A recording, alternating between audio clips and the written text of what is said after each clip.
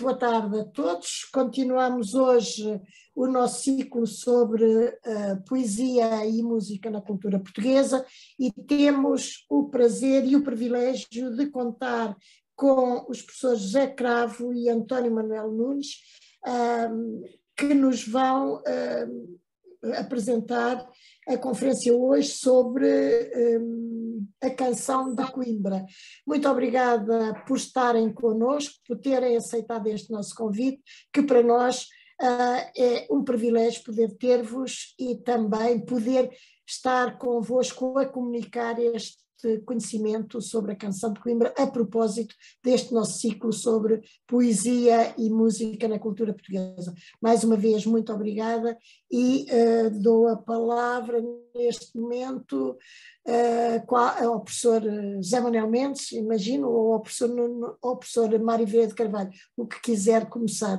Agradeço. É indiferente, mas posso ser eu. Serei muito breve, porque entendo que se deve deixar o máximo de tempo à exposição dos nossos dois convidados, que são, de entre todos os que têm trabalhado a matéria Canção de Coimbra, aqueles que me permito, em nome pessoal, considerar os que vêm trazendo um contributo conceptual de conhecimento e de propostas verdadeiramente maior, e por isso mesmo na academia acolhê-los é um ato de cultura intensa, um ato verdadeiramente de prática daquilo que representa ir em busca de saberes que porventura muitos de nós não terão. O Jorge Cravo, e eu estou a adotar esta ordem porque eles próprios, o Jorge e o António Manuel, decidiram que o Jorge seria o primeiro dos oradores. O Jorge Cravo, para além de bibliotecário e para além de todo o trabalho que, como licenciado em História, vem fazendo em diferentes domínios, tem 2 livros, ou 3, ou mais, são mais de 3, mas tem 2 livros que são verdadeiramente referenciais, um sobre o José Afonso, e um outro sobre o papel da Canção de Coimbra nas lutas estudantis, e tem sobretudo uma discografia que deve ser assinalada com 5 discos, o 5º ainda não saiu, mas eu estou em condições de incluí-lo já no elenco. É senhor de uma voz singularíssima, com potencialidades e com figurações verdadeiramente raras no contexto, e é sobretudo alguém que conhece por dentro toda a história de que iremos falar. O António Manuel, que fez a sua licenciatura também em História e depois um mestrado na minha universidade, ou seja, na Universidade do Minho, tem nome, deve ser dito, em torno da arquitetura do Estado Novo com os palácios da Justiça, bem ousada, e indo à leitura de muitos dos que eram princípios com os quais se queria marcar a identidade de uma certa forma de organização do Estado, da organização ditatorial, e, no entanto, para além disso, ele tem desenvolvido um trabalho muito intenso através de um blog com o nome Guitarra de Coimbra, que vem dando a conhecer muito do que é a Canção de Coimbra. Insisto na designação Canção de Coimbra e já irão perceber nas 2 intervenções que se seguem o porquê de tudo isto. O António Manuel é autor de um livro decisivo que recupera esse grande poeta e cantor de Coimbra, da Canção de Coimbra, que foi Edmundo de Betancourt, um homem muito admirado por sucessivas gerações, pelo menos até o Herberto Helder, e enquanto eu estiver vivo, até mim próprio. Portanto, são estes 2 os nossos convidados que o Mário também conhece e que poderá, querendo agora, referir sobre aspectos que eu só muito de leve toquei. Não, eu não tenho nada a acrescentar, foi uma apresentação magnífica e eloquente, não, apenas saudar o Jorge Cravo e o António Manuel Nunes, agradecer a sua presença, a sua colaboração, e estou aqui para os ouvir e aprender com eles. Muito obrigado. Obrigado. Jorginho. Eu agradeço à organização o convite que me foi endereçado, que aceitei com todo o agrado, e espero não defraudar as expectativas com a minha curta comunicação, à qual dei o título do romanceiro popular ao soneto presencista. Há todavia um aspecto que importa abordar na relação poesia-música e que fica no ar e questiono. Quando se fala de poesia popular cantada, estamos a falar de letras para música. E a questão é esta: e uma letra popular será um poema? As letras populares enquadram-se numa simplicidade formal. Na sua maioria são quadras em redondilha maior, quadras que podem ter rima cruzada, ou quase sempre uma única rima entre o primeiro verso e o terceiro, ou só o segundo a rimar com o quarto. Isto não invalida que versos tão singelos não possam ser considerados um poema, mas também é válido que uma boa letra feita de várias quadras pode não ser um poema. Fica, portanto, aqui a questão. Seja como for, falar da poesia na canção de Coimbra é ter em conta a riqueza da palavra escrita na cultura popular e académica, indissociáveis, pois, dos seus cantares e das suas músicas. De facto, ao longo dos séculos, os populares de Coimbra cantavam uma música de tradição oral, cuja letra narrava as vivências das suas gentes ou de outras classes sociais. Todavia, as classes populares melhor se identificavam com as histórias das gentes da sua condição e, assim, os versos cantados eram uma espécie de narração das histórias de vida das pessoas mais simples, envolvendo quase quantas vezes episódios de grande tragédia cotidiana e tristes finais amorosos que marcavam os seus destinos. E assim se difundiam por feiras, mercados, romarias e pelas ruas da cidade, não só na boca das cantadeiras, mas também dos cantores, acompanhados por tocadores de cordofones.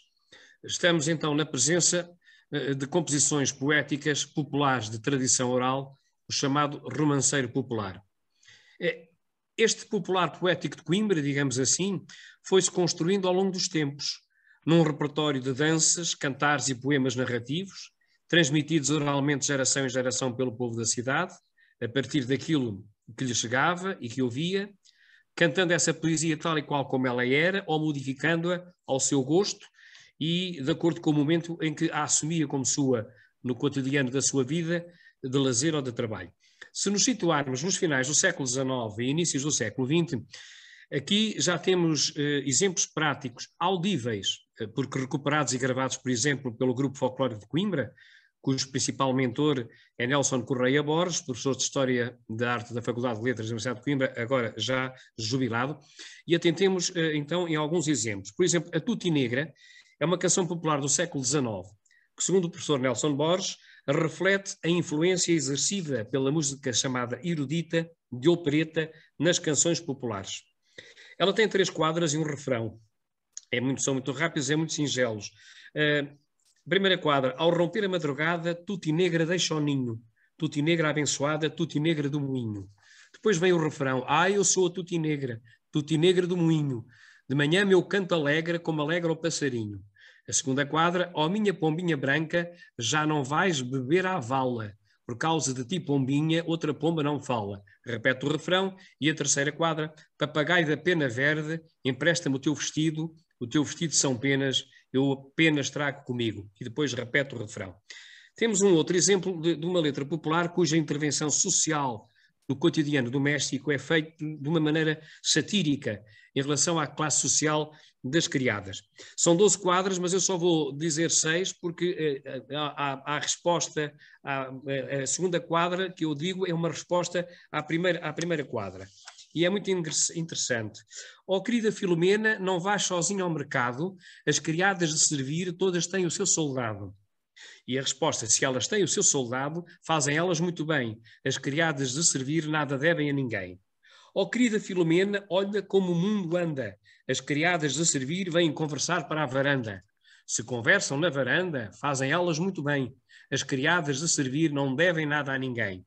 Ó querida Filomena, hoje as coisas não estão boas. As criadas de servir mandam mais do que as patroas. Se mandam mais que as patroas, fazem elas muito bem.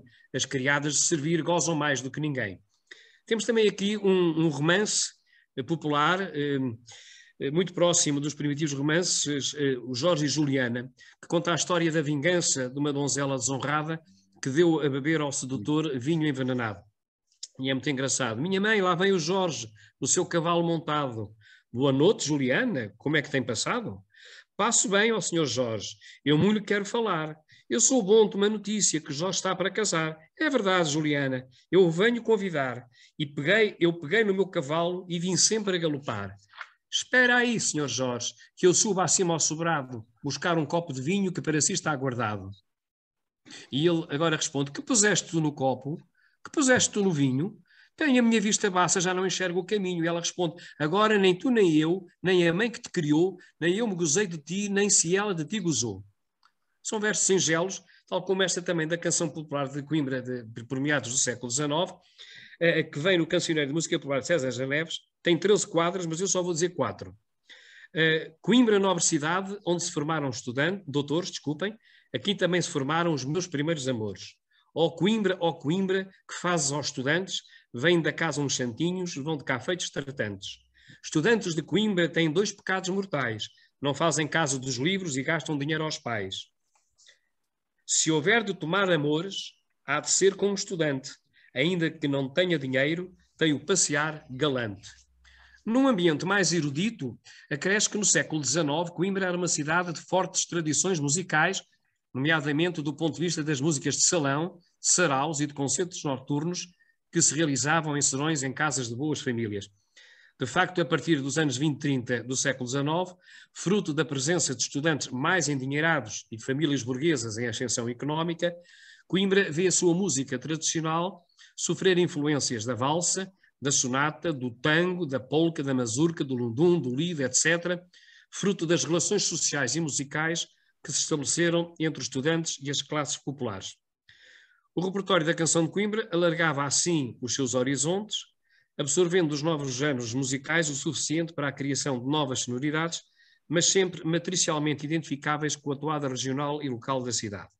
Entrados no século XX, o repertório cantado pelos estudantes, para além das canções populares e de um cantar mais erudito, era também composto por quadras de alguns estudantes poetas que, a partir do último quartel do século XIX, por Coimbra estudaram, tais como Guerra Junqueiro, António Nobre, Fausto Guedes Teixeira, Augusto Gil, Teixeira de Pascoais, entre outros. Rui Vieira Nério, no seu livro Para uma História do Fado, considera este recurso a alguns poetas como uma especificidade da canção de Coimbra. E na geração dos anos 20, são vários os exemplos de poesia cantada na canção de Coimbra. Por exemplo, o António Menano, em 1927, gravou de Afonso Lopes Vieira o tema O Beijo, que reza assim: à minha amada na praia dei um beijo a sós e a medo, mas a onda que desmaia foi contar o meu segredo.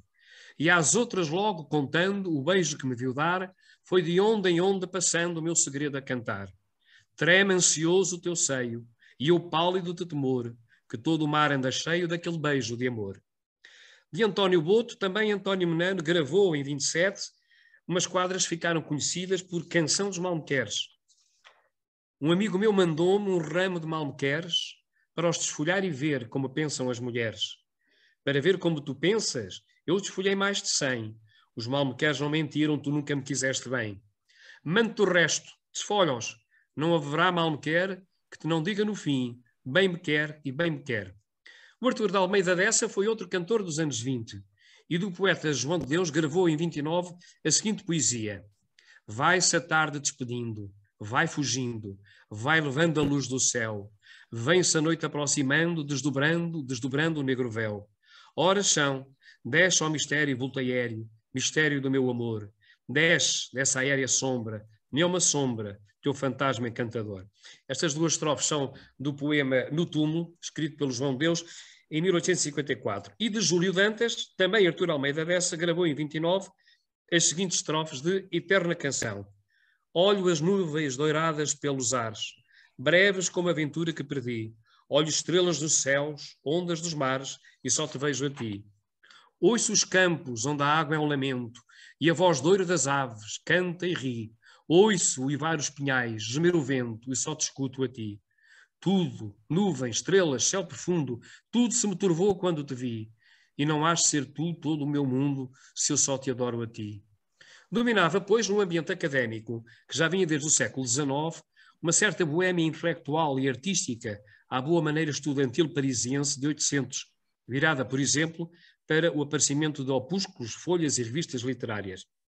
E se tivermos em linha de conta o percurso universitário de figuras como António Menano, cantor, medicina, Afonso de Sousa, guitarrista, direito, Armando Góis, cantor, medicina, ou Edmundo Betancourt, frequência em direito, dificilmente os poderemos catalogar como boémios incultos e desregrados.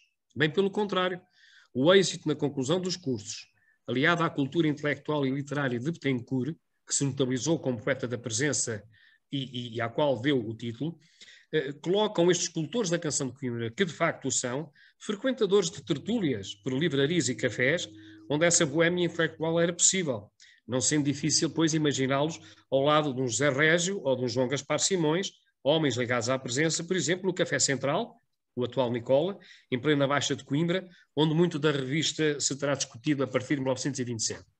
Um aspecto relevante e inovador a ter em conta no âmbito da poesia da canção de Coimbra foi o recurso ao soneto no seu repertório por esta geração de cultores da década de 20. Ao ser introduzido na canção de Coimbra, o soneto tinha a declarada intenção de renovar o discurso estético-musical desta canção. Ao contrário dos temas compostos por duas quadras, em redondilha maior, o facto do soneto apresentar uma estrutura assente em duas estrofes e dois tercetos, para além de uma métrica decassílaba, tornava-o mais aliciante do ponto de vista experimental, exigindo uma interpretação vocal muito mais arrojada para a época e um complemento instrumental de acompanhamento mais alongado, mais trabalhado. Naquela década de 20, contra aquilo que era corrente, não foi a guitarra de Coimbra que acompanhou tal estrutura estrófica, mas sim a viola, ou para ser mais correto, o violão de Coimbra de cordas de aço. Dois homens da geração de 20 divulgaram sonetos cantados, Edmundo Betancourt e Armando Góis. Armando Góis foi o primeiro a gravá-los, sendo acompanhado pelo guitarrista de Coimbra Afonso de Sousa na viola, Em Noite do Luar, Rezas à Noite e do Badoira. Betancourt gravaria No Calvário, sendo acompanhado à viola por Mário Faria da Fonseca. Infelizmente, devido à grande depressão económica de 1929, apenas O Noite do Luar escapou à instabilidade financeira das casas editoras, chegando a entrar no mercado. Dos outros, perderam-se as matrizes então gravadas, embora tenham sido recuperados e gravados por Luís Góis nos anos 50, estou-me a referir a Rezas à Noite e à do Badoira, por via do ensinamento do seu tio Armando, e em 1967, no Calvário, graças às suas relações com Betancourt. Mas vejamos estes 4 sonetos. O Noite do Luar é um soneto do poeta presencista António de Sousa e música do maestro Dom José Paes de Almeida e Silva, gravado por Armando Góis em 1928 para a Easy Masters Voice. E reza assim: Eu tive um sonho de encantar, um sonho medieval trovador.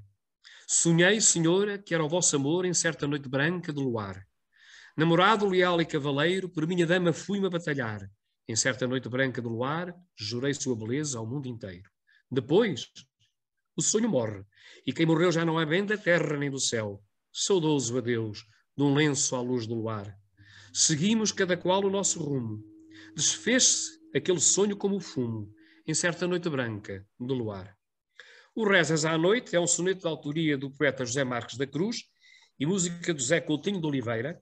Foi gravado também por Armando Góis em 29 para a East Master Voice.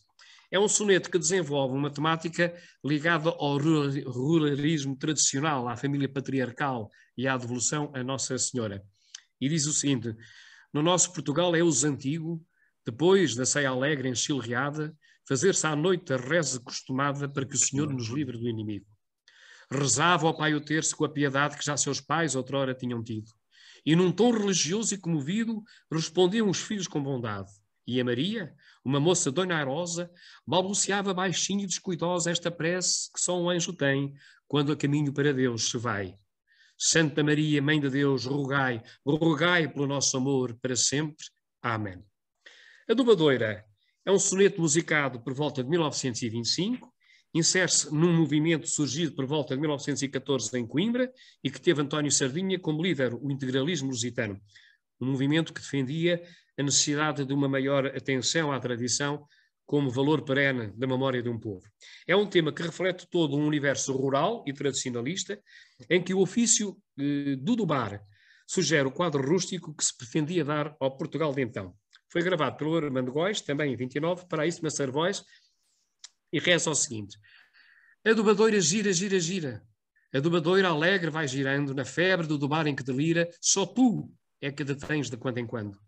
Recorda o seu murmúrio de uma lira, o seu murmúrio tão discreto e brando, e a dobadoira gira, gira, gira, e a dobadoira alegre vai girando. E gira alegremente a dobadoira. Que sonhos doiro dobará a senhora, girando sempre alegre, sempre assim. Entrega ao seu rumor de rola mansa, não para, não se queixa nem se cansa, que o sonho que ela doba não tem fim. A introdução do soneto, na canção de Coimbra, não foi estranha a alguns que a ele se dedicaram, e até mesmo a presença de Dom José Paz de Almeida e Silva na composição musical de alguns sonetos então gravados, como os que eu referi Noite do Luar, do Badouro e no Calvário, acabou por contribuir para uma maior qualidade melódica e harmónica do corpus musical desta estrutura poética, pois Dom José Paz de Almeida e Silva tinha formação musical e fora maestra do Orfeão de Leiria e regente da Tuna Académica de Coimbra.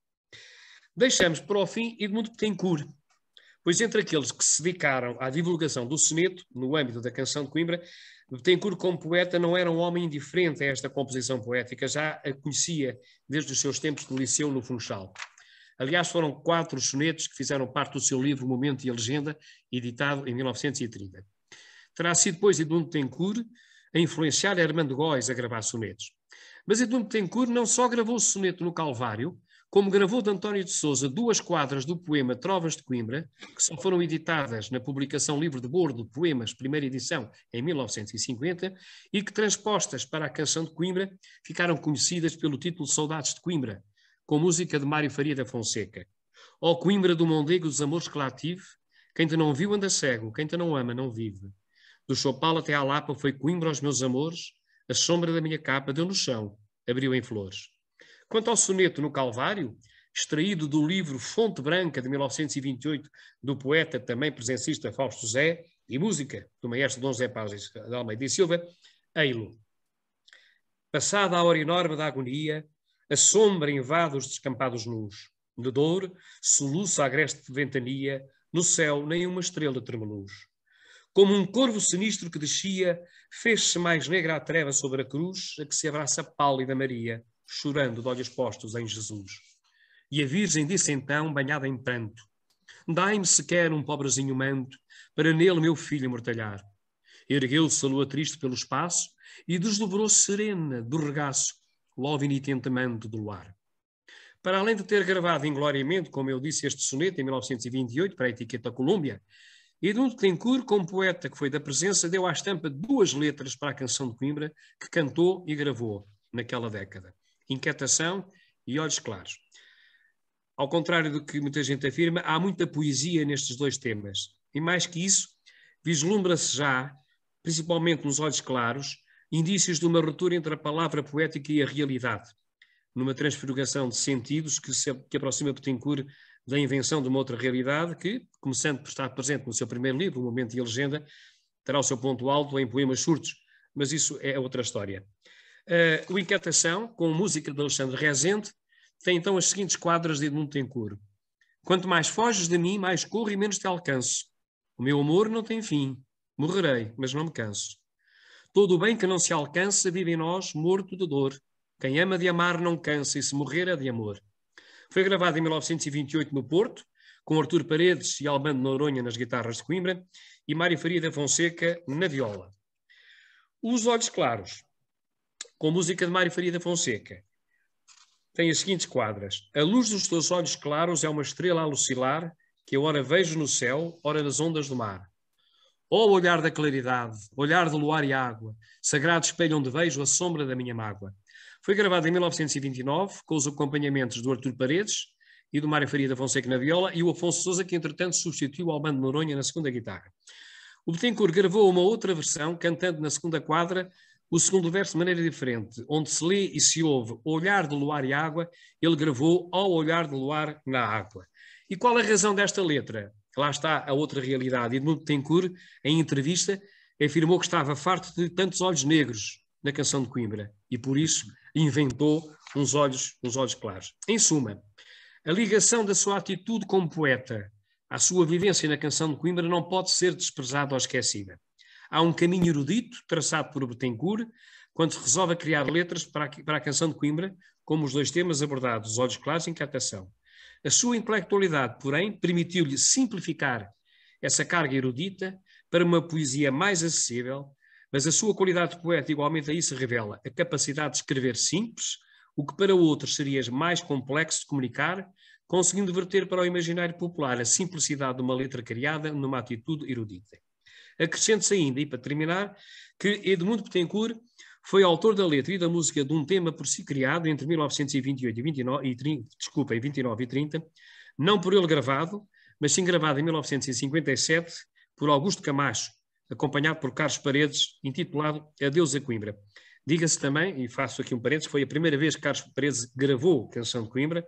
A segunda aconteceu com Luís Góes, quando em 1967, repito, o Luís Góes recuperou o soneto no Calvário com um acompanhamento magistral do próprio Carlos Paredes no LP Coimbra de Ontem 2. E então as duas quadras do Adeus a Coimbra rezam assim: quando em noites de luar minha capa aos ombros ponho, sinto que vou enterrar amortalhado num sonho. Coimbra que para sempre ficarás nos olhos meus, só quem te deixa é que sente a tristeza de um adeus. E por aqui me fico. Obrigado. É a altura de ouvirmos o António Manuel Nunes.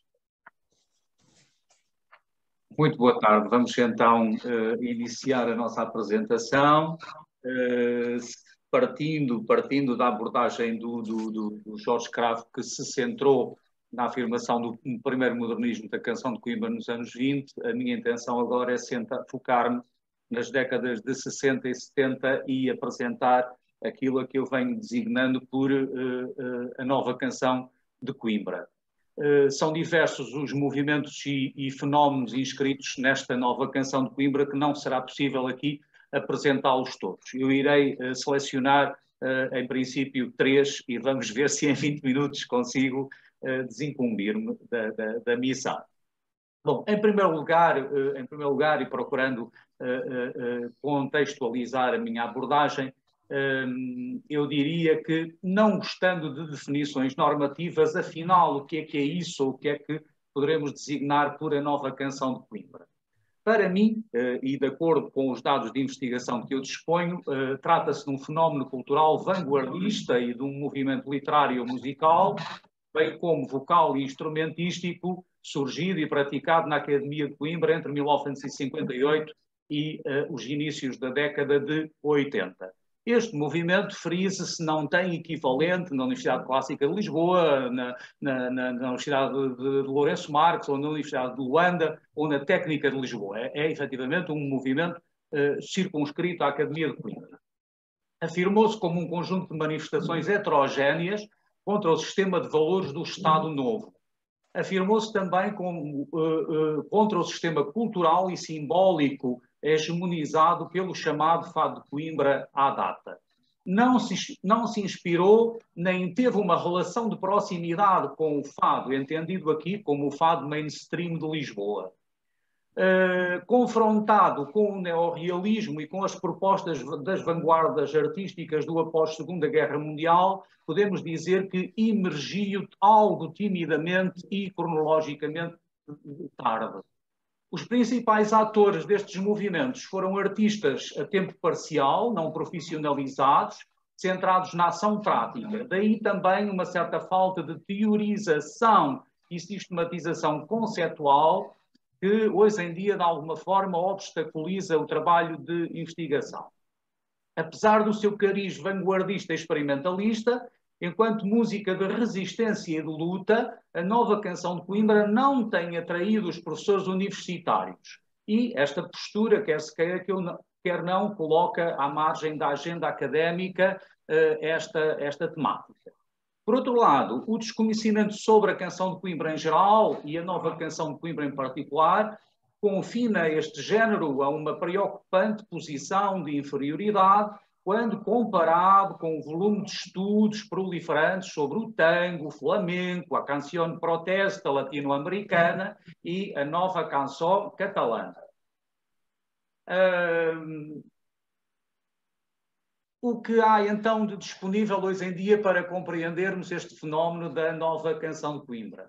Eu permito-me indicar um estudo que publiquei em 2002, intitulado Das Memórias da Canção de Coimbra, e permito-me citar também um trabalho do Jorge Cravo, de 2009, que se chama A Canção de Coimbra em Tempo de Luta de Estudantis, que acabou por ser completado com um espetáculo musical que, de alguma forma, documentou este guião. Mas, de facto, os estudos são poucos. Tanto como estamos relativamente à compreensão e conceptualização deste fenómeno. Podemos dizer que a nova canção de Coimbra é um discurso produzido no decurso da terceira década de ouro da canção de Coimbra, década de 60. A nova canção de Coimbra apresenta uma largueza de horizonte que a aproxima do nuevo tango, da bossa nova, da canção de protesta, da nueva canção catalana e também do movimento Freedom Songs nos Estados Unidos da América.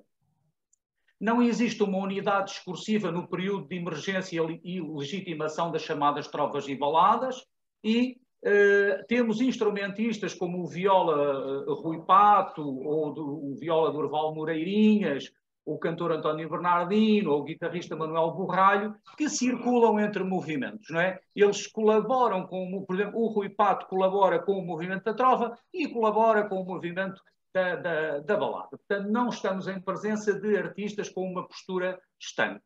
Passando agora às propostas estéticas modernizantes no âmbito da nova canção de Coimbra, eu apresentaria em primeiro lugar, resumidamente, o movimento da nova balada de Coimbra. Este movimento, de acordo com as pesquisas que eu consegui efetuar, afirmou-se entre 1958 e 1970, embora do ponto de vista discográfico, do ponto de vista fonográfico, só tenha começado a ganhar visibilidade mais tarde, em 1960. Temos então um núcleo de Coimbra, pontuado por cultores como José Afonso, intérprete, vocal, poeta, e José Manuel Mendes. Temos aqui uma questão: José Afonso pode ser considerado ou não poeta. Há uma intelectualidade portuguesa que considera que ele é um letrista músico, mas não é um poeta.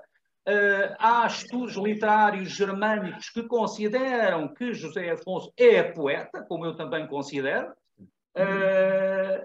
Depois temos o viola Paulo Alão, que é o primeiro acompanhador do José Afonso no final da década de 1950. Temos o viola Rui Pato, temos o viola e compositor José Nisa, temos o guitarrista Nuno Guimarães, que se aproxima deste movimento da nova balada de Coimbra. Temos o cantor António Bernardino, temos jornalistas, como o pai do viola Rui Pato, o jornalista Albano da Rocha Pato. Ele é um instigador, ele é um agente provocateur, é um autor de textos, é um apoiante do José Afonso. Temos o jornalista ativo em Coimbra, Adriano Peixoto, que dá nome ao movimento. É ele que, em 1964, finalmente lhe chama Nova Balada de Coimbra, após anos de alguma hesitação. Balada de Coimbra. Finalmente, este jornalista batiza o bebê, embora ele já tivesse nascido. E temos o poeta e funcionário municipal Luís de Andrade. Na Academia do Porto aparece em 1964 um núcleo reduzidíssimo, constituído pelo cantor Raul Barros Leite e pelo viola Eduardo Beirão Reis. Eles gravam um EPzinho em 1964, de baladas. Na imigração em Paris, e pasme-se pela surpresa, temos o cantor imigrante Germano Rocha, que é um indefetível admirador das baladas de José Afonso, e acaba por gravar com os conimbricenses Jorge Godinho, José Nisa, António Andias e Rui Pato. Ele é o grande divulgador da nova balada de Coimbra no estrangeiro. O detonador deste movimento é, indiscutivelmente, a crise de 1956, ligada ao decreto que pretende circunscrever a liberdade associativa, e, mais proximamente, a campanha de Humberto Delgado em 1958. Há também, claro, a questão do colonialismo. A grande obra de referência deste movimento, para mim, é a Balada de Outono, de 1958, gravada primeiramente em 1960. Os registros fonográficos de referência são bastantes. E são bastantes porquê? Porque, surpreendentemente, a Nova Balada de Coimbra tem um vasto repertório vocal, mas também tem, e nunca se fala disso, um vasto repertório instrumental, em que a viola de cordas de nylon é um instrumento solístico e o autor da maioria dessas interpretações e gravações é o viola Rui Pato. Frequentemente, quando se fala da Nova Balada de Coimbra, refere-se apenas ao repertório cantado. Mas não. Há que referir, de uma vez por todas, este repertório instrumento. Ora bem, eu referiria então nas gravações de referência o LP Baladas e Canções de José Afonso de 64, o EP Rui Pato interpreta José Afonso em viola, de 1963, o EP Miguel Torga, cantado por Raul Manuel Barros Leite, Academia do Porto, 1964. O EP Ilha Nua, em viola, por Rui Pato, de 1965. Uma obra que, inclusive, faz uma incursão à banda sonora de filmes japoneses. O EP Baladas, por António Bernardino, de 1967, aqui gravando baladas de Nuno Guimarães, e não de José Afonso. E o LP Ballade Portuguese, com Germano Rocha, em Paris, em 1966, sendo que nestas gravações, além das violas de Rui Pato e José Nisa, temos alguns curtos apontamentos de guitarra por António Andias. O nome do movimento é dado em 1964 pelo jornalista Adriano Peixoto, e quanto às propostas podemos sintetizar: rejeição do chamado fado clássico de Coimbra, rejeição ostensiva da guitarra de Coimbra e sua substituição, a que o José Afonso chamava raquete, e sua substituição pela viola de acompanhamento, o questionamento dos problemas sociais e da ditadura, o enfoque numa linguagem claramente improvisatória e de inteligibilidade direta, porque muitas vezes este repertório era cantado em cima de tratores, em associações recreativas na margem sul, e, portanto, o operariado e os destinatários desta mensagem tinham que a compreender.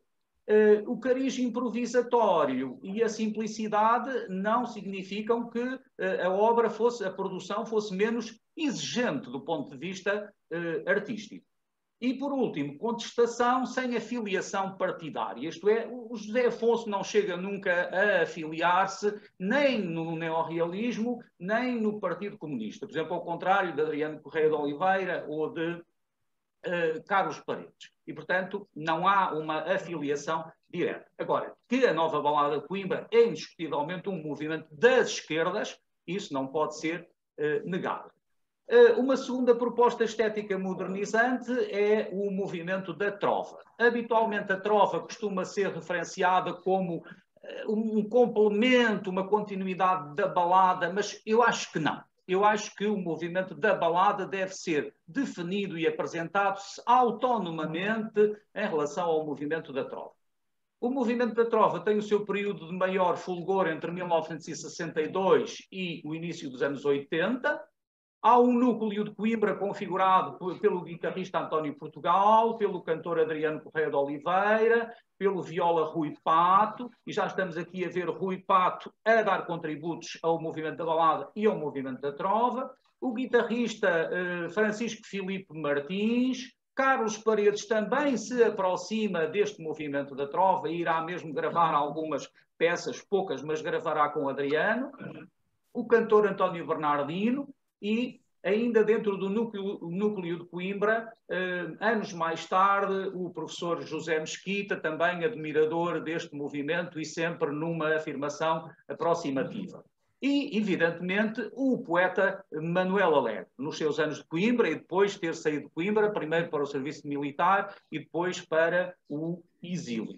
O grande detonador do movimento da trova em Coimbra é a crise académica de 1962. Não é o fenómeno Humberto Delgado.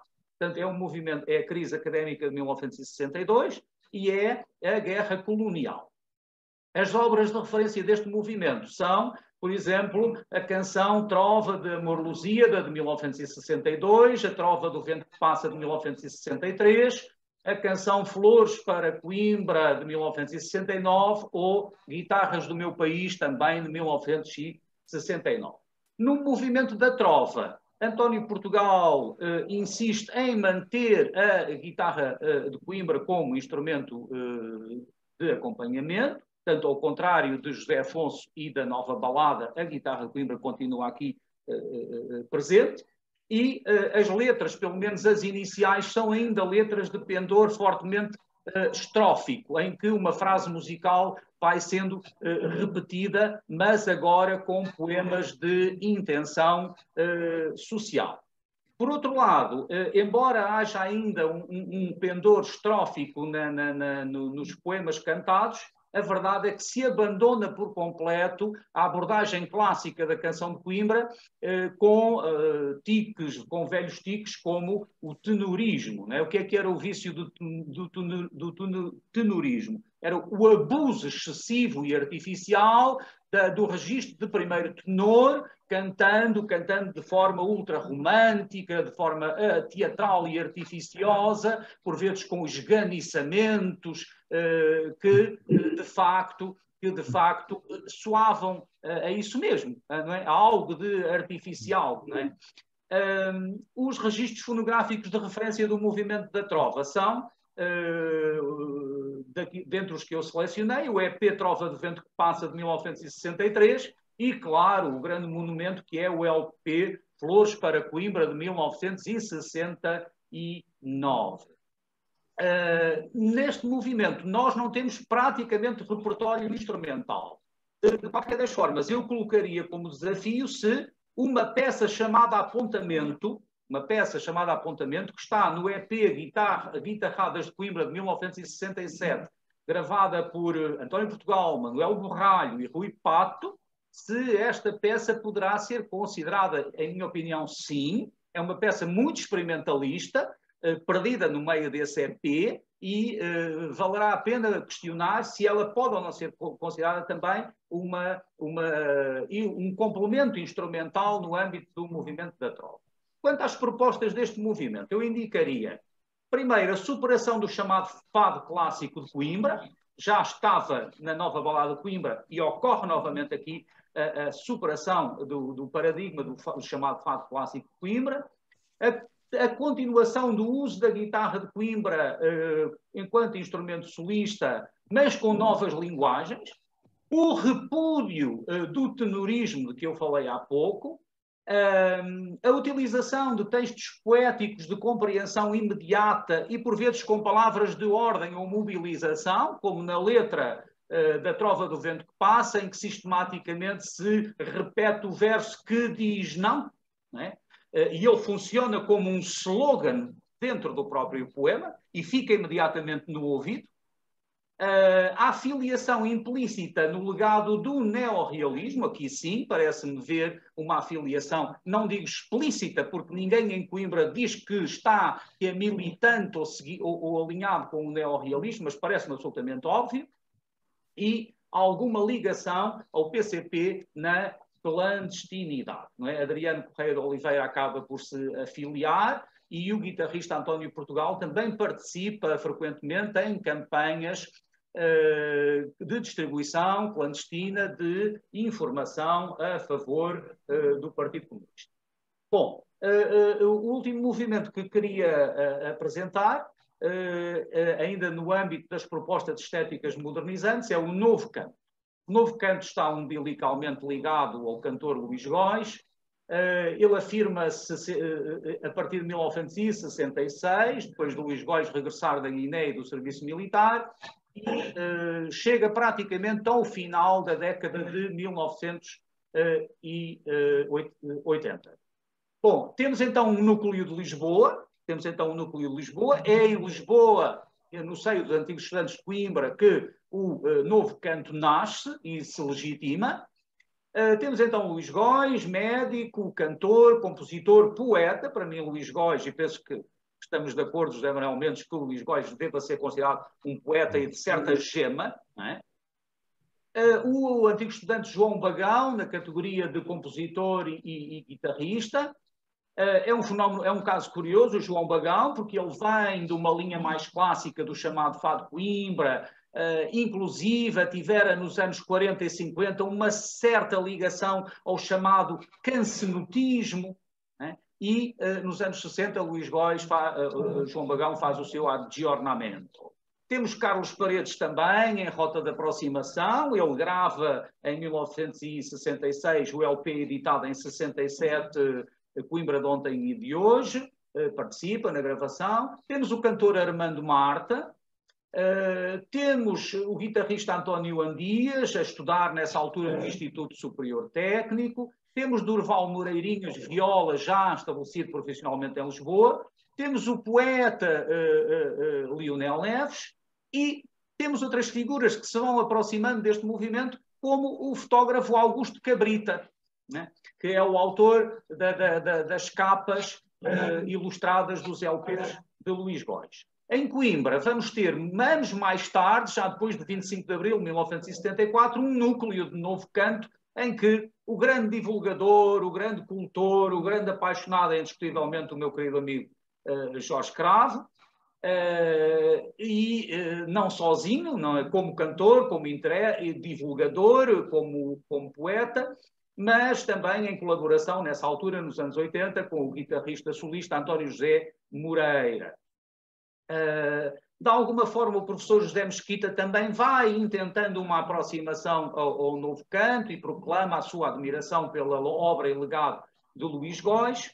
E temos ainda produções do poeta e colaborador do Jorge Cravo, Miguel Porto. Se considerarmos que um LP de 87 de José Mesquita, chamado Ecos da Canção de Coimbra, se aproxima deste movimento, então Otávio Sérgio, o guitarrista Otávio Sérgio, também será, e sem esforço e sem favor, um próximo, um convergente. O grande detonador do Novo Canto é a guerra colonial, é a oposição à ditadura, em meados da década de 1960, e entre as obras de referência, o que dizer? Todas elas são monumentos, não é? Todas elas são monumentos. E, portanto, eu selecionei aqui Direção, um poema de Edmundo Tencourt, a Balada do Rei Vadio, É Preciso Acreditar, a Canção Pagã, tudo composições ligadas à veia poética absolutamente excepcional do Lionel Neves, ou do Luís Góis, e já nos anos 80... enfim, todo o LP do Jorge Cravo, Canções daqui, enfim, teria que selecionar uma, e selecionei uma que me diz muito, que é a Elegia para um Chopal. A letra e a música são do Jorge Cravo.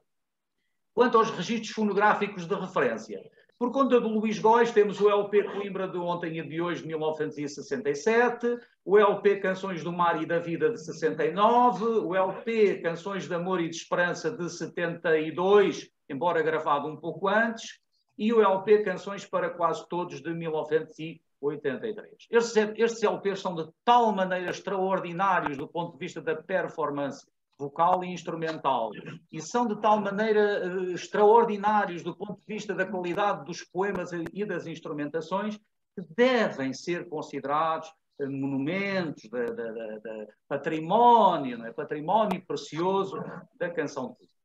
Depois, do cantor Armando Marta, temos um EP chamado 4 Canções de Coimbra, de 1972, após algumas presenças no programa Zip Zip. De João Bagão, eu colocaria aqui um EP chamado Reencontro com a Guitarra, de 1971, com 4 temas. Há aqui 3 temas que são claramente experimentalistas e que, em minha opinião, podem ser considerados como uma branche, não é? uma extensão do Novo Canto, mas desta feita no repertório instrumental. Do professor José Mesquita, com ponto de interrogação, talvez possamos colocar aqui o LP Ecos da Canção de Coimbra, de 1987, gravado com o guitarrista Otávio Sérgio, com o viola Durval Moreirinhas, este LP está cheio de boa poesia, está cheio de arranjos extraordinários da autoria de Otávio Sérgio. E, claro, do Jorge Cravo, o LP Canções daqui, de 1989. E eu tive o grande orgulho e o extraordinário privilégio de acompanhar nos ensaios que levaram à gravação em estúdio. Portanto, as propostas do novo canto são, principalmente, a denúncia da ditadura e do colonialismo, o questionamento dos problemas sociais, ecológicos e ambientais, a crença no progresso da humanidade, nomeadamente expressa através de títulos cheios de intenção, como Canção para, Balada para, Toada para. Isto é, há claramente aqui uma intenção de adjornamento social. Vou passar à frente o movimento da guitarra portuguesa e outros movimentos também modernizantes dos anos 60 e, já a caminho do fim, vou referir en passant um grupo pouco menos conhecido, que ficou conhecido em Coimbra entre 1961 e 1970 por Tertúlia do Ré menor. Este grupo, a Tertúlia do Ré menor, começou com jovens liciais, os irmãos Manuel e Rui Borralho, numa cave de um prédio em Coimbra, que era ponto de encontro de ensaios, um pouco como as bandas rock de garagem quando começam, não é? Quando despontam. Intensa frequência ao longo dos anos 60 e até cerca de 1970 por nomes como Rui Pato, Ferraz de Oliveira, o guitarrista Nuno Guimarães, o cantor António Bernardino, o viola Jorge Rino, etc.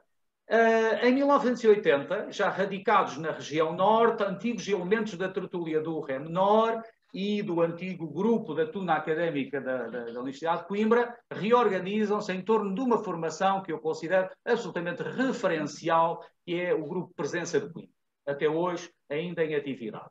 Esta formação tem então sido responsável no após-1974 pela continuação do legado instrumentístico experimentalista dos Sextis, pela participação informada em homenagens, veja-se o caso das homenagens ao falecido compositor e guitarrista Nuno Guimarães, pela consagração de um formato cênico alternativo ao usado no chamado Fado de Coimbra e nas casas de fado, nomeadamente a apresentação, declamação poética com intensa participação do José Manuel Mendes ao longo de todos estes anos, repertório novo, principalmente através da presença do Jorge Cravo neste grupo, divulgação de textos poéticos densos e complexos, dignificação da postura cênica, diálogo com outras práticas culturais, por exemplo, colaboração com orquestra e coro, o grafismo a nível dos CDs e dos objetos fonográficos é visualmente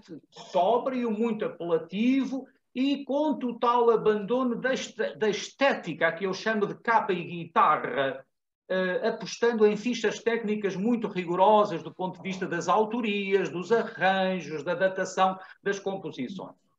Quanto a registros fonográficos, podemos falar de registros fonográficos exigentes, desafiantes e, por vezes, de difícil compreensão. Apenas citarei aqui o CD Folha a Folha, gravado pelo Jorge Cravo, em 1999, se não me falha a memória, Jorge Cravo na voz, Manuel Borralho e Ferraz de Oliveira nas guitarras, Gouveia Ferreira já falecido na viola e a extraordinária, a excepcional poesia do José Manuel Mendes. Portanto, para mim, este grupo é de facto um grupo excepcional que continua o legado e traz bem levantada a bandeira do que melhor se fez nos anos 60. Para concluir, como estamos hoje de nova canção de Coimbra, eu escrevi muita animosidade, um legado inestimável. Isto é, estamos em presença de uma estética de luta, resistência e oposição ao Estado Novo, que se renova depois de 1974, abrindo-se a novas questões sociais. Portanto, a musa não morre com a chegada da liberdade. De facto, a nova canção de Coimbra rejeita os piores vícios literários, vocais e instrumentísticos do chamado fado de Coimbra, há que assumi-lo. Aposta na superação da mitologia e do imaginário oficioso do chamado fado de Coimbra, conferindo à canção de Coimbra o estatuto de obra aberta, no sentido que lhe conferiu Humberto Eco. Aposta num diálogo paritário com outros géneros e subgéneros artísticos numa posição de autonomia, não é um género subordinado a nenhum outro género, é um género que conquistou foros de autonomia e identidade próxima. Abandona a maioria dos reducionismos, nomeadamente o reducionismo literário à quadra da redondilha maior, trazendo para a boca de cena formas e versos de Manuel Alegre, Miguel Torga, Edmundo Tencourt, José Afonso, Luís Góis, Lionel Neves, Nuno Guimarães, Jorge Cravo e, há que dizê-lo, o José Manuel Mendes. Abandona o reducionismo à guitarra de Coimbra enquanto cordofone solístico. Portanto, esta é uma das imagens de marca da nova canção de Coimbra. À guitarra, mas nem toda a obra se confina, se reduz à guitarra. Há uma exigência intelectual centrada na qualidade da performance e no uso responsável e informado do legado da canção de Coimbra. Portanto, se se canta o Passarinho da Ribeira ou se canta o Fado de Santa Cruz, portanto, é de forma responsável, é no sentido de acrescentar valor à obra. Porquê? Porque já outros a gravaram muito bem. E, portanto, estar a gravar por gravar e estar a cantar por cantar não vale a pena. Há uma profusa e eufórica produção de novas formas, novas melodias, novos títulos de questionamento social, instrumentações criativas e inesperadas, bem como a valorização dos registros do segundo tenor e do barítono. Eu insisto nisto. A nova canção de Coimbra, a partir dos anos 60, faz um esforço no sentido de abrir-se a novos registros vocais e abandonar os excessos, as teatralidades do primeiro tenor. Há uma colocação em agenda dos temas fraturantes do ponto de vista social, económico, ambiental, de luta pela liberdade e pelos direitos humanos. Como eu costumo dizer na brincadeira, se a canção de Coimbra na atualidade não fala dos refugiados no Mediterrâneo ou do aquecimento global, então para que serve? Então para que serve? Há uma proposta na revalorização de Coimbra, do nome Coimbra, mas sem provincianismo e sem saudosismo, não é? Há sentimentos na nova canção de Coimbra, mas eles não se reduzem, de facto, ao discurso tradicional do saudosismo, que era um discurso eminentemente salazarista. Há a defesa da canção de Coimbra como género artístico autónomo face a outros géneros nacionais e internacionais, como o tango ou o flamenco ou o jazz. E há também uma valorização de novos formatos de espetáculo, distanciados do imaginário do fado mainstream e da serenata de sedução, articulando a apresentação da folha de sala com declamação poética, contextualização dos temas, bem como interpretação de repertório vocal instrumental. E, por último, há uma desacralização do visual cênico. Isto é, a capa ainda pode estar lá, não há nada contra a capa de estudante, mas é uma capa aberta ao mundo e aos problemas da sociedade e em comunicação com o público. Nos últimos anos, e para concluir com algum humor, é a última coisa que eu vou dizer, tem havido alguma reação a esta utilização da capa de estudante como adereço cênico e até a aposta numa indumentária escura. Eu sobre isto vou concluir com humor dizendo que tenho algumas dúvidas, não é? Não querendo ofender ninguém, José Manuel Mendes, tenho algumas dúvidas. E porquê?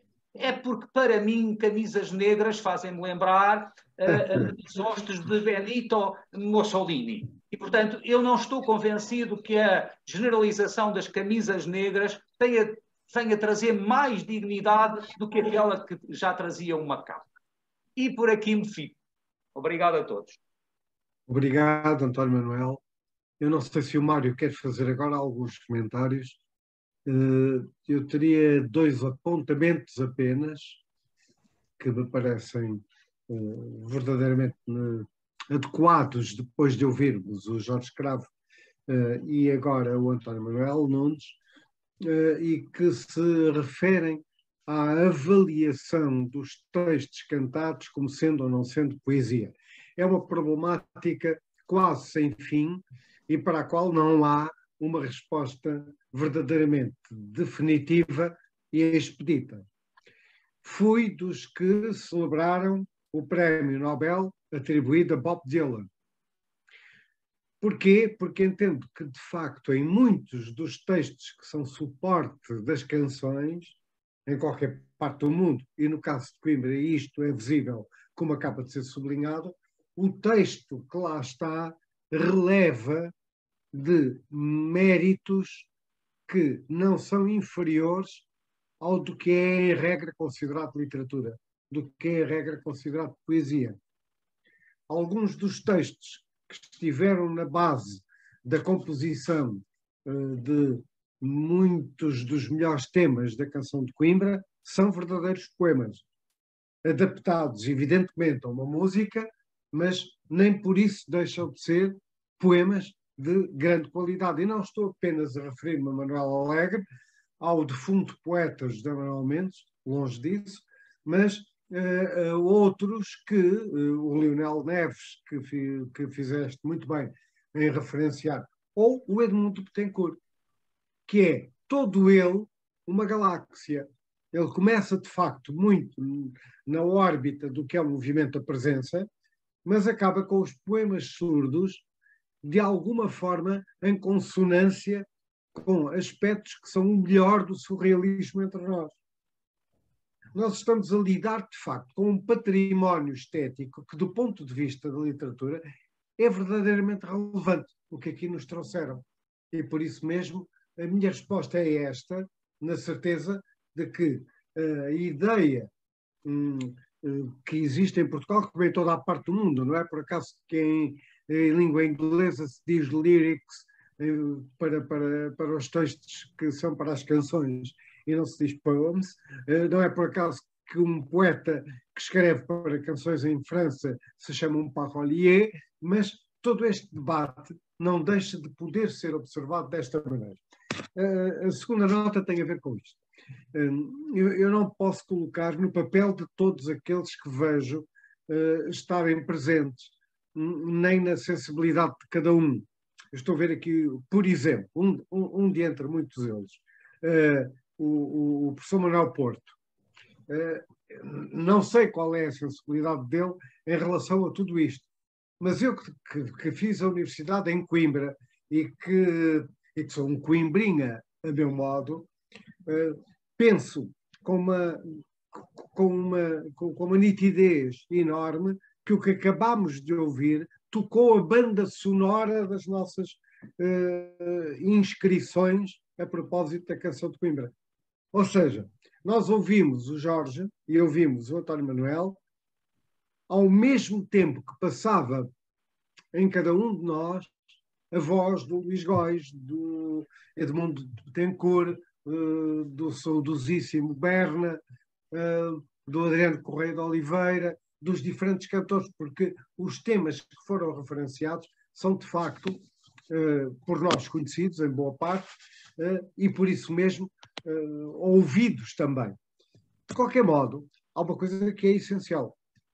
Eu penso que todos os que estão presentes irão, a partir daqui, ouvir algumas das canções que ficaram notadas ou anotadas, porque elas existem acessíveis com facilidade. Eu queria aderir às suas palavras, sobretudo no que se refere à invenção poética e musical.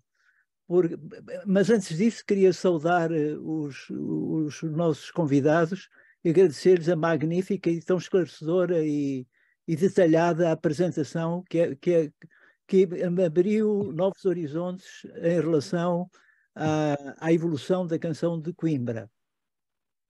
Eu não tenho dúvidas, nem nunca me passou pela cabeça distinguir no José Afonso o poeta do músico.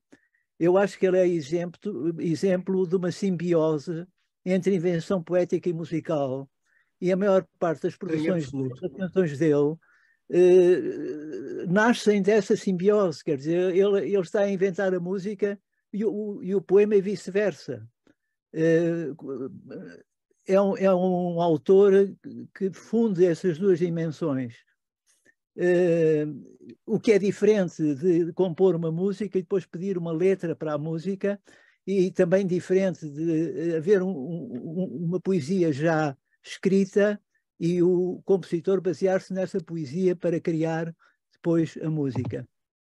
Achei particularmente interessante essa, que me tinha escapado, essa posição de manifesta ruptura com a tradição da guitarra como acompanhamento, introduzida pelo José Afonso e o Rui Pato, de conferir à viola um papel de autonomia que ela não tinha anteriormente. E eu nunca me tinha percebido que isso era programático, digamos assim. E acho esse detalhe particularmente interessante e queria notar isso também. Mas, sobretudo, agradecer a vossa apresentação, que foi para mim muito esclarecedora. Maria Salomé, suponho que podemos dar a palavra a quem... Eu penso que abríamos agora um período de debate, mas peço, por favor, para usarem o ícone sobre reações e levantarem a mão, ou então levantarem a mão de maneira que seja visível. Eu vou ver quem é que estará nesse contexto, levantando a mão, mas confesso que por agora, ou por enquanto... Manuel Porto. Professor Manuel Porto, é que são vários. Professor Manuel Porto, faz favor. Tem que ligar o som. Fim de tarde, encantado, portanto, com esta presença. Eu estou à vontade no café artista, enfim, modestamente fui segundo todo do Orfeão, o que é uma honra de qualquer maneira, mas tenho a sorte de ter vivido estes anos 60, de 60 a 65, que era da unidade do Correio de Oliveira. Ainda há pouco tempo foi aberta uma exposição na faculdade, onde tive gosto de estar, há menos de um mês, portanto, enfim, recordando, assisti, portanto, que no pé do professor Chico Mauro Sabrão, em 58, aquela balada, portanto, cantada por Super Rock, embora, enfim, a criação não seja dele, o Luís Góes morava perto de uma prima minha, realmente é uma sorte, e nunca esquecerei, enfim, o Zeca Afonso, para mim, enfim, salvo de respeito, uma referência única, era colega de turma de uma irmã minha, Lourdes, que ainda está aqui no lar, enfim, com quem estou todas as semanas, não é? E nunca esquecerei um concerto, quando sabia que eu já tinha uma doença, que eu vitimaria, na Sereia, e quando ele cantou a Balada do Outono, toda a gente a chorar. É impressionante, portanto, essa memória do Zeca Afonso, portanto, estava lá também, inesquecível, realmente era. Ficou para sempre. Para mim é uma sorte, portanto, eu nunca fui, enfim, muito político na altura, enfim, não era muito, embora seja um grande, enfim, vencedor, enfim, beneficiado com o 25 de Abril, como o país todo, que o país é que interessa, mas realmente é uma honra ter vivido os 60, 65. Eu fiz o curso do Cantilho, fiquei da minha idade exatamente há 64 anos, colega, etc, etc. Realmente é um período que nós tivemos a sorte de viver entre 60 e 65, mas eu tenho inveja de quem falou, porque realmente nunca foi dado, enfim, atividades artísticas. Tenho inveja, mas beneficio por ter sido vosso contemporâneo. E muito obrigado. E Salomé, muitos parabéns. Além de mais, muitos parabéns por esta iniciativa. Não sei se... A balada do outono que o professor Manuel Porto acaba de referenciar é exatamente a demonstração de um grande poema, de um belo poema lírico, associado, dizia o Mário, sendo indissociável, a uma canção que recordaremos sempre. Há uma fusão total, mas se nós quisermos extrair o texto que é cantado pelo José Afonso e o lermos ao lado de toda a poesia que é produzida na época, nós veremos que é um excelente poema lírico. Aliás, o José Afonso começa por ser um poeta fantástico. Lírico, que herda a tradição dos cancioneiros medievais, que não por acaso virá a cantar, e que a muitos níveis vai reformulando no percurso da sua vida, de acordo com aquelas que são as interpelações que sempre. Mas aí está um exemplo para a pergunta que ficou no ar, feita tanto pelo Jorge Cravo como pelo António Manuel. Com que estou feito, com o Manuel Alegre, não é? Com este é que estou, claro. Enfim, com frequência, é verdade que adiante. Um período extraordinário. Mais alguém? Mas acompanhei os orfeístas a Macau, em 87, com o Miguel Torga, dos Almeida Santos. A filme era também espantosa nessa altura, em 87, já nos anos mais recentes, não é? O Miguel Torga morava aqui perto de mim, não é? Talvez mais. Muitas outras pessoas ligadas à nossa vida. O Álvaro Cunhal nasceu aqui na minha rua. Como se lembrará, o António Almeida Santos, já no fim da vida, gravou um disco com temas quase todos de Coimbra, com aquele fiozinho de voz que ainda tinha, muito afinado, e que é um álbum que eu tenho em minha casa com particular gratidão e com boa memória. É uma figura extraordinária também. Bom, eu não estou a ver mais ninguém, nem com a mãozinha no ar, nem com a mão verdadeira no ar. Portanto, eu quero agradecer particularmente aos nossos oradores, professor Jorge Escravo e António Manuel Nunes, pela magnífica informação que, para mim, pelo menos, que sou uma, digamos, uma admiradora e e pronto, e tenho um prazer imenso nesta canção de Coimbra, mas é completamente diferente ouvir, ter o prazer de ouvir e perceber e entender, digamos assim, e juntar conhecimento como aquele que hoje estes nossos conferencistas nos trouxeram. Portanto, eu penso que, pelo menos para mim, foi de uma riqueza extraordinária e só tenho que agradecer esta vossa disponibilidade para estar connosco, partilhar este conhecimento, que não é só para aqueles que tivemos o privilégio de estar aqui no quadradinho a ouvir-vos, mas seguramente também para os outros que não podendo estar presentes nesta hora, irão com certeza à gravação no YouTube e terão também o privilégio de conhecer estes testemunhos e toda a informação que nos trouxeram. Eu quero agradecer-vos mais uma vez e quero agradecer, obviamente, ao professor José Manuel Mendes e ao professor Mário Vieira de Carvalho, que só porque eles estiveram comigo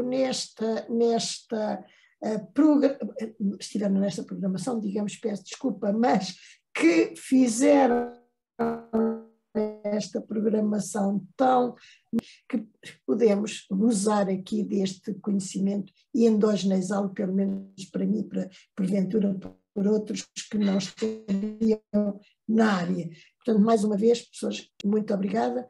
Caro professor José Manuel Mendes e Mário Vieira de Carvalho, muito obrigada por terem ajudado a construir este ciclo que tanto nos tem trazido e tanto, penso eu, trará àqueles que queiram saber mais e que venham a ouvir estas conferências. Na próxima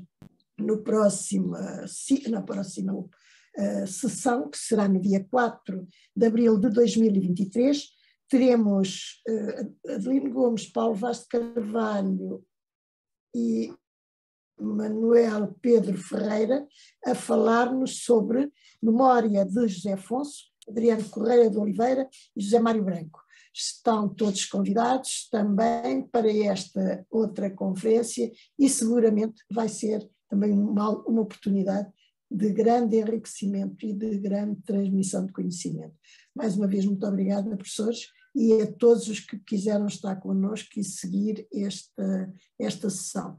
Eu penso que, se alguém quiser dizer alguma coisa, Um abraço.